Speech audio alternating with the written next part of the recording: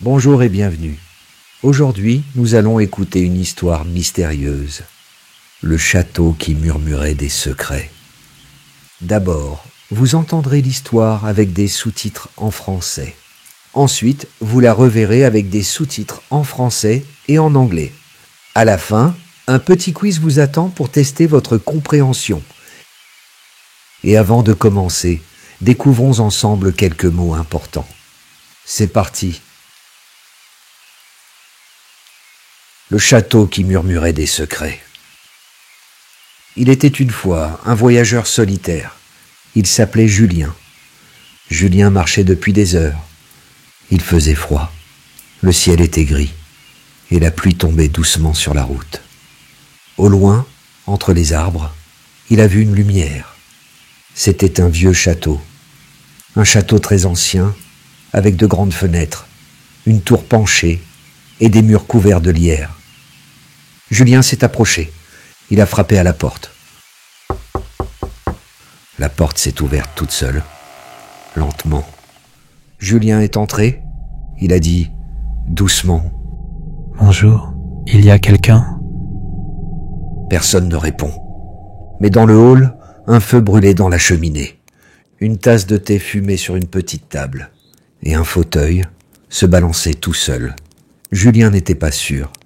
Était-il bienvenu ici ? Il était fatigué, très fatigué. Alors il s'est assis dans le fauteuil. Il a bu le thé, il a fermé les yeux. Et c'est à ce moment-là que le château a commencé à parler.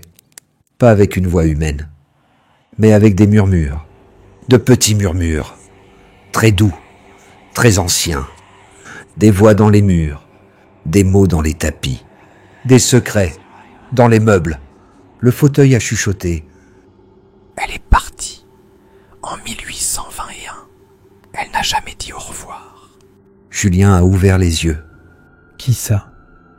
Mais le fauteuil ne répondait plus. La table basse a soufflé. Il a caché la bague sous le parquet. Il pensait qu'elle reviendrait. Julien s'est levé. Il a marché sur le parquet. Un craquement. Un autre. Sous une planche, il a vu une boîte. Dans la boîte, une vieille bague en or. Julien ne comprenait pas. Était-ce un rêve ?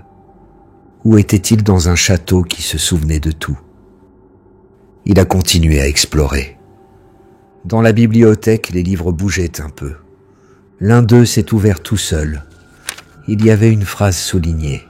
« Je t'attendrai dans la tour, chaque nuit, jusqu'à la fin du monde. » La lampe a murmuré. Elle attend toujours. Julien a pris une bougie et il est monté vers la tour. Les escaliers étaient vieux. Ils grinçaient à chaque pas. Dans la tour, il y avait une pièce circulaire, très calme, très silencieuse, une chaise en bois et un miroir couvert d'un drap blanc. Julien a retiré le drap. Dans le miroir, il n'a pas vu son reflet. Il a vu une femme. Elle portait une robe bleue. Elle regardait par la fenêtre, puis elle a parlé, très doucement. « Tu es revenu. » Julien ne savait pas quoi dire. La femme dans le miroir a souri.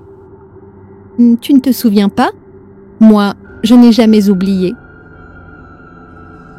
Julien a reculé. Il avait le cœur qui battait très fort.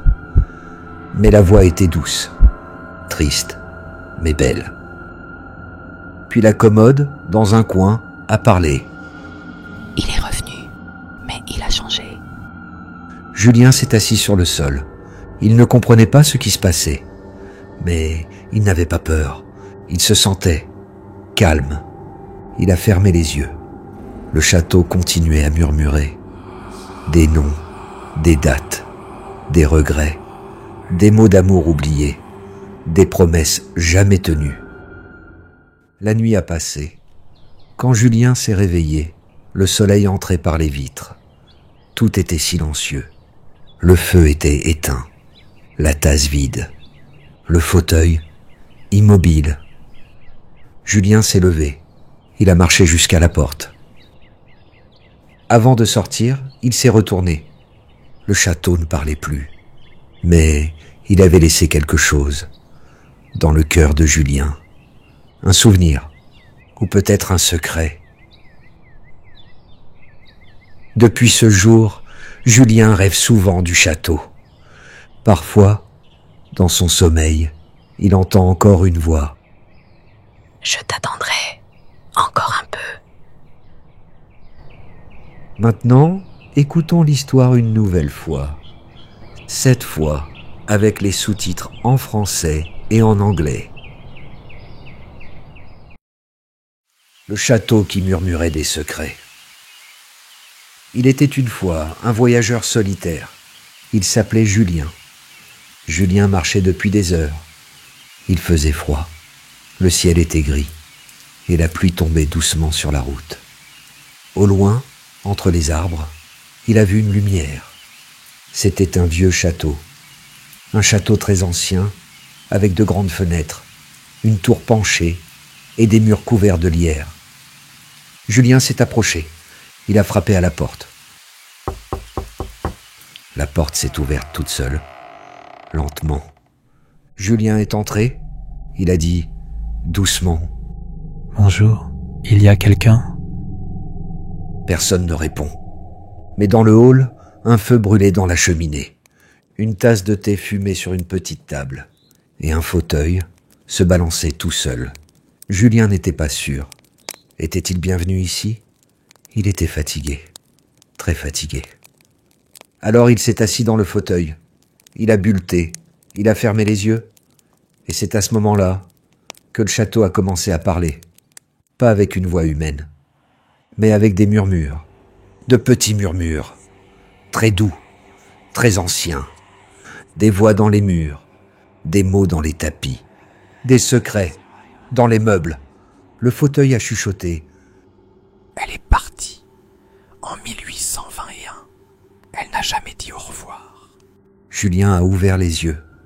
Qui ça? Mais le fauteuil ne répondait plus. La table basse a soufflé. Il a caché la bague sous le parquet. Il pensait qu'elle reviendrait. Julien s'est levé. Il a marché sur le parquet. Un craquement. Un autre. Sous une planche, il a vu une boîte. Dans la boîte, une vieille bague en or. Julien ne comprenait pas. Était-ce un rêve? Ou était-il dans un château qui se souvenait de tout? Il a continué à explorer. Dans la bibliothèque, les livres bougeaient un peu. L'un d'eux s'est ouvert tout seul. Il y avait une phrase soulignée. Je t'attendrai dans la tour, chaque nuit, jusqu'à la fin du monde. La lampe a murmuré. Elle attend toujours. Julien a pris une bougie et il est monté vers la tour. Les escaliers étaient vieux. Ils grinçaient à chaque pas. Dans la tour, il y avait une pièce circulaire, très calme, très silencieuse, une chaise en bois et un miroir couvert d'un drap blanc. Julien a retiré le drap. Dans le miroir, il n'a pas vu son reflet. Il a vu une femme. Elle portait une robe bleue.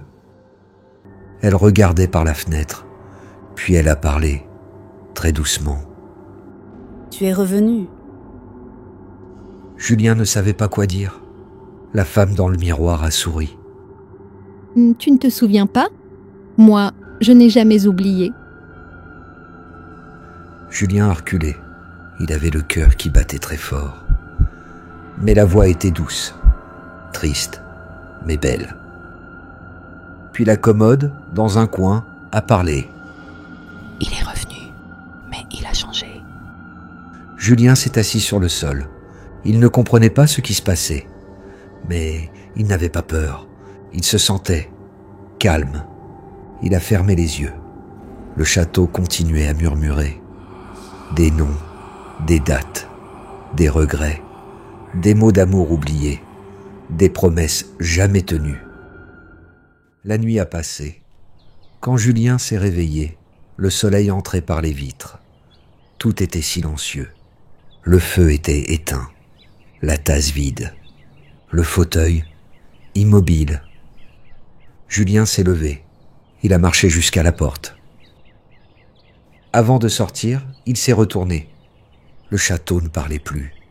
Mais il avait laissé quelque chose dans le cœur de Julien. Un souvenir, ou peut-être un secret. Depuis ce jour, Julien rêve souvent du château.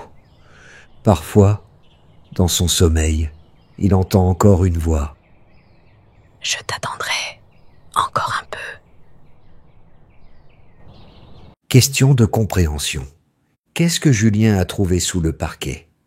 A. Une clé rouillée et une lettre oubliée. B. Une vieille bague en or dans une boîte. C. Un petit coffre rempli de cendres. Bonne réponse. B. Une vieille bague en or dans une boîte. Qu'est-ce que la femme dans le miroir a dit à Julien? A. Tu ne me trouveras jamais ici. B. Tu dois partir. Ce n'est pas ta place. C. Tu es revenu. Bonne réponse. A. Tu es revenu. Question de réflexion. Pourquoi penses-tu que le château parlait? Que symbolise la femme dans le miroir, à ton avis? Question personnelle. Aimes-tu les histoires mystérieuses ou fantastiques? Pourquoi? As-tu déjà visité un château? Si oui, comment c'était? Merci mes amis d'avoir écouté cette histoire avec moi. Si tu as aimé, n'oublie pas de t'abonner, de liker et de partager la vidéo. Tu peux répondre aux questions dans les commentaires. J'adore lire vos idées. Et si tu veux progresser en français tout en voyageant dans des histoires, alors tu es au bon endroit. À très bientôt pour une nouvelle aventure.